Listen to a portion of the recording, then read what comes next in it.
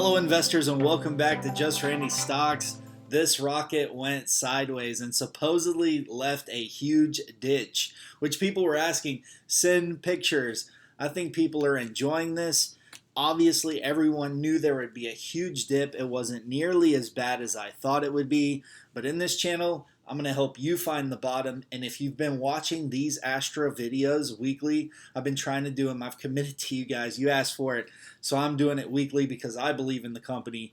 I'm not wavering from my position. I know this team will figure it out, and nobody's trying to build small rockets to launch on a daily basis, and that goal is going to be accomplished by 2025. I think they can still do it. And I think I was just a little shocked because they had tested these engines and they did this burn, and I don't know. Obviously we suffered from technical difficulties but achieved 2.5 minutes of flight data every launch. Whether successful or not is an opportunity for us to learn. So they're still learning. I thought we were past that learning curve. I was wrong. So hey, get back out there, do what you have to. The window's still open until September 11th. I don't know that anything's going to happen this week. I think just weather-wise, hopefully they'll take this week to figure it out. Maybe we might see another launch or something, a test. Hopefully they'll still be able to utilize this window and they'll be successful by September 11th, but to be determined. So before we get into the charts, just a reminder that U.S. economic indicators can definitely impact any price targets. So Market Watch is a good place to look and see what's coming up as far as, potential impacts to any of these numbers. So disclaimer up front, obviously I'm not a financial advisor, but we're going to go through what I believe and I'm going to try and get it right for you guys. So Astra space stock, first off, 52-week low, $8.12. Average trading volume, 3.9 million. Now, I think it's important to start watching this on a daily basis because you want to see if there's some kind of pattern. So when it opens, I like to look at when the stock opens. 9:30 it opens, and it goes up, I would say about 7%, right? So we had a pre-market dip. I think it was around 24%. It was I think it was down a little bit lower than that. People were either averaging down, or starting a position that had sold last week. They probably jumped in, rode this up, sold off. It hit a double bottom. I like to call these double bottoms. This is what I always tell people that watch my channel to watch for. And when the market opens, if it hits a dip, typically it'll go up and then it'll hit another dip, and then sometimes, but you got to watch a pattern. I'd rather see 2 or 3 days before I decide that it's going to happen. But NEO, oh man, so predictable, right? $36 today. Wow. And then it always recovers. I mean, NEO is a monster. But Astra, it looks like it went up, and people are taking advantage of this dip when it gets down here. Now, of course, this was in the $8 range, but if you tell me a stock is going to be $9.07 and then it's going to go up to $9.80, I mean that's a huge movement. If you've got enough of this, you can make some serious money day trading, and that's what's happening. People are they know the news is out, they know a lot of volume's taking place, and that's what moves a price is volume. So it's important to know that number, 3.9 million, because we're going to take a look at average trading volume, and you want to keep track of what that is, because as the trading volume decreases or increases, so does volatility. So let's get straight into the chart. We had some huge green candle action, but then it was followed by that dip. You had a small green candle, and then I would say it was pretty flat. So right now in the 5-day chart, there's not much for us to look at.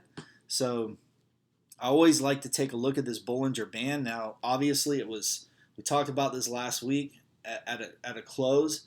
It was all over this, really skewing that 2 deviation up, 2 deviation down. But you can see we're left today with a downtrend. So it is underneath that line, and I just want to make sure everyone understands the indicator saying that we are in a downtrend. Volume today was 12 million, so I mean, it was high. Today was high, and if you look at what it was historically, go to the historical data tab on Yahoo. My man, people were excited they were trading around this. Now, I expect it to potentially tomorrow maybe get more around this range of, I would say, 4 million, closer to the 3.9 million, because that was the initial shock. A lot of people were trading in and out of their position. Now I think we have to wait for that news to come up of, okay, what's going to happen next? And that's going to take time. So price target right now, I mean, obviously if you're long and you're super anxious and you need to get in under 10, I mean, I think you're good long term, but I think you can wait on this. Definitely you see 907 held up, but anything below $9 is safe. But there's no telling how long this is going to take before, they establish. First off, let's just let them get a good launch under their belt. I mean, and then up till then, I mean, I wouldn't be surprised. This has got a lot of support, so I can't even say, I could be dramatic and say everybody's saying $7. That's the chatter, so look at 6 and 5. But I would just hate for you to go in too early. So cost average down. If you start taking a position or you want to get back in this, I would say look at the low 9s. Only take 25% of your allocated spend. I'm going to repeat this every time. For those of you that have already heard it, I think it's just good to establish rules for yourself. So trading rules. And if you're terrible at finding the bottom and you have a high cost average, meaning if this is $12 for you, or you're sitting at 11, God forbid, 1160 is that. Matter of fact, let me show you that window here. 1154 to 1171 is the resistance level for this right now. I mean, they haven't had a successful launch. So if your average is anywhere in that window, you have not bought low, and you have not watched this channel for sure. So last thing I want to cover is Corsica. So we're going to go ahead and transition in. Go ahead and leave a comment below if you agree. If you disagree, give a thumbs up. Corsica, I wouldn't say buy right now, but this is definitely one that I'm going to keep on my watch list, and I want to tell you enough about it to say, hey, are you excited enough about this to where you want me to do some more due diligence? Put a comment below and let me know. Corsica is something that I'd like to hear about, and I wrote just a couple of notes. I did a little bit of research on this one. It popped up because I was curious about total ownership. I was messing around, and they popped up as having a lot of institutional ownership. So I was like, okay, what's this business doing? So it's got 3 business segments: customer, enterprise, and degrees. 50% of employees will need to reskill by 2025. So if you believe that concept that a lot of jobs that are repeatable are getting automated and that people are going to need to reskill, then this is a company to pay attention to. I think it was established by 2 Stanford grads, but it's got the backing. It's got the backing of Google partners. They're creating legitimate certificates that Google will accept for entry-level positions. IBM, Facebook, so on and so forth. It is a subscription model, subscription-based model, $39, I believe, a month. And when COVID happened, and we're still going through COVID, there was a huge shift to learning online by both businesses and government. So you can imagine if you're working in a company, they might adopt this platform and put their learnings on this platform for their employees, so on and so forth. Or employees that they're trying to attract to their company.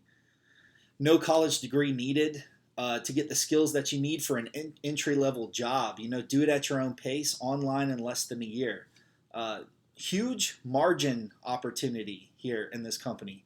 You're talking about anytime you're talking about a platform and software, you're talking 60 to 80% margin. Really excited about this one, and I think you need to have a very robust, balanced portfolio of having a little bit of space, a little bit of EV, a little bit of education. So just think about your diversification.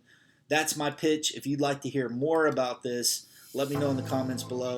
That's all I got. I'll see you guys in the next video.